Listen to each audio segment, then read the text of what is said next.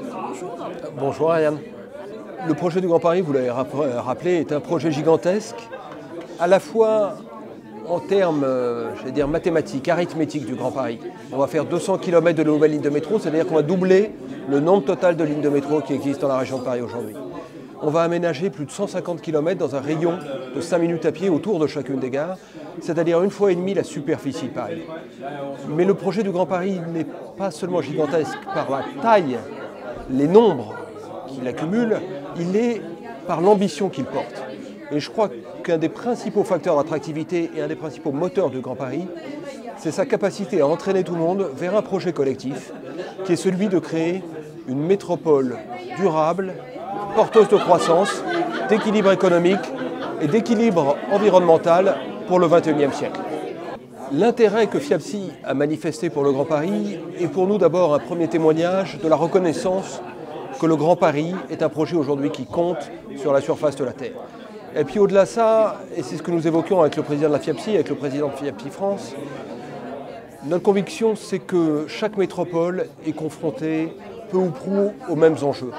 Chacun trouvera une réponse qui dépendra de son histoire, de sa géographie, de sa culture, de la nature de son tissu économique, mais la nature des enjeux auxquels nous sommes confrontés sont les mêmes. Et lorsque nous échangeons avec nos collègues qui portent les projets du Grand Londres, du Grand Singapour, du Grand Dubaï, du Grand Sofia, du Grand Istanbul, du Bolchoï Moscou ou du Better Hong Kong, et les mots ont un sens, on s'aperçoit qu'en fait, on cherche tous le même type de développement. Et ces échanges avec la FIAPSI aujourd'hui sont l'occasion de nous inspirer mutuellement et d'apprendre les uns des autres et de partager les meilleures pratiques dans la construction de ces grandes métropoles. Alors d'abord dire que le Brexit, nous ne l'avons pas souhaité, nous le subissons. On aurait de loin préféré que l'Angleterre reste dans la famille européenne. Maintenant, il est là. Ce qu'on constate quand même, c'est qu'il y a une phase positive et une phase négative au Brexit. Je commencerai par la négative afin de finir par la positive. C'est que beaucoup d'investisseurs internationaux s'intéressent à des logiques continentales. Donc ils vont décider d'investir en Europe et après, s'ils choisissent d'investir en Europe, ils vont arbitrer entre Francfort, Barcelone, Paris ou Londres. Mais si l'Europe perd des points à cause du Brexit, Paris perdra des points. Donc il ne faut pas se réjouir du Brexit de ce point de vue-là.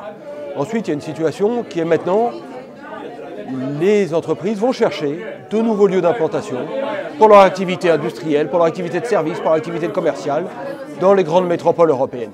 Et dans ce cadre-là, on essaye évidemment d'insister sur les atouts incroyables qu'a le Grand Paris parmi les autres métropoles. La taille de son marché, la qualité de ses infrastructures, son organisation autour de clusters qui chacun ont une puissance de rayonnement mondial font aujourd'hui que le Grand Paris est de très loin la première destination sur les investissements, pour les investissements étrangers au sein de l'Europe. Et on le voit dans les chiffres qu'on observe sur la base de nos analyses sur les investissements internationaux Greenfield dans les grandes métropoles du monde, Paris gagne des places à un rythme spectaculaire. L'effet Brexit, vous le quantifiez? L'effet Brexit, on a du mal à le quantifier si c'est les entreprises qui partent de Londres pour venir à Paris. Il y a quelques entreprises qui sont parties de Londres et on voit un déclin relatif, mais un déclin tout de même sur le Brexit. D'ailleurs, pas dans le secteur de la finance, c'est pas là où le Brexit a le plus d'impact sur l'économie anglaise, mais sur le secteur de l'industrie et des services aux entreprises. En revanche, on peut l'observer dans les arbitrages des entreprises étrangères qui n'avaient pas déjà investi à Londres, mais qui étaient sans doute sur le point de le faire et qui, au vu du Brexit, ont décidé de surseoir leur investissement en Angleterre et ont considéré la destination Paris à laquelle ils n'avaient pas forcément pensé avant. Et on observe qu'il y a un prestige très fort de Paris à travers le cas du Brexit, à travers les atouts propres de Paris et à travers aussi un facteur qui est moins connu, qui est la puissance de la diaspora française dans les grandes métropoles étrangères.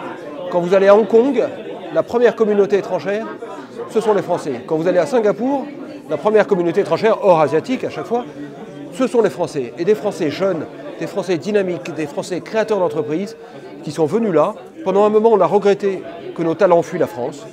Mais peut-être qu'on a eu des talents qui ont fui la France, mais du coup, on a gagné des ambassadeurs qui ont porté à l'international le message d'une France dynamique, le message d'une France qui croit en elle-même, qui investit sur son avenir, qui croit en ses forces, qui croit en ses atouts. Et je crois que c'est ça le projet du Grand Paris.